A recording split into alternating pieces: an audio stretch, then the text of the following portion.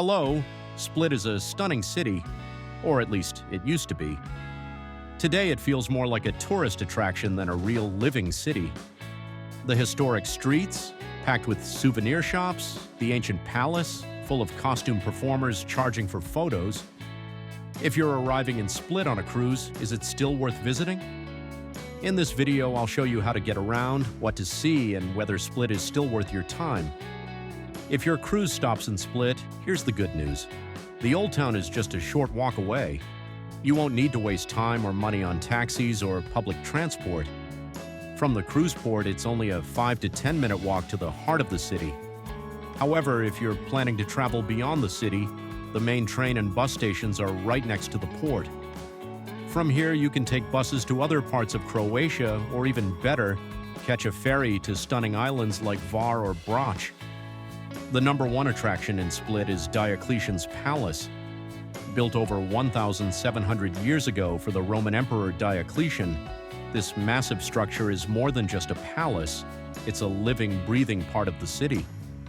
Walking through its streets should feel like stepping back in time, but instead it feels like stepping into a tourist market. Inside the palace, you'll find guys dressed as Roman soldiers charging for photos. And if you stand in certain spots, you'll hear performers singing, only to pass around a tip jar right after.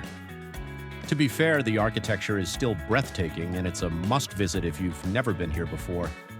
But if you're looking for authenticity, you might be disappointed. Outside the palace, most visitors head to the Riva Promenade.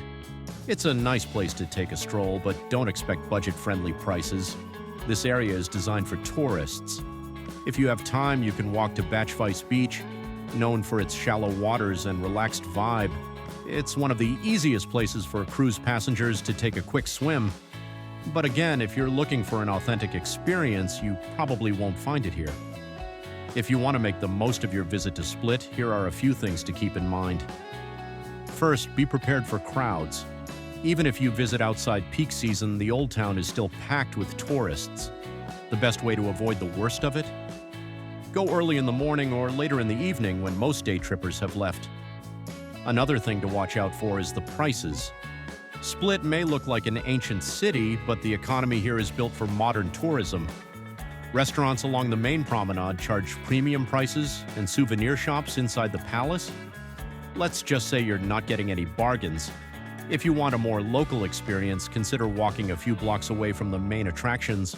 Prices tend to drop the further you go. One good thing, though, is that you won't have to worry about buying bottled water. Split has plenty of public fountains with fresh drinkable water, so just bring a reusable bottle and fill up whenever you need. It's a small tip, but it can save you a few euros, especially on a hot day. Split is a city with a rich history, but much of its authenticity has been lost to mass tourism. If you've never been to Croatia, you'll probably still be impressed by Diocletian's palace. But if you're hoping for a more local experience, you might want to hop on a ferry to one of the nearby islands instead. What do you think? Has tourism ruined cities like Split, or is it still worth visiting? Let me know in the comments.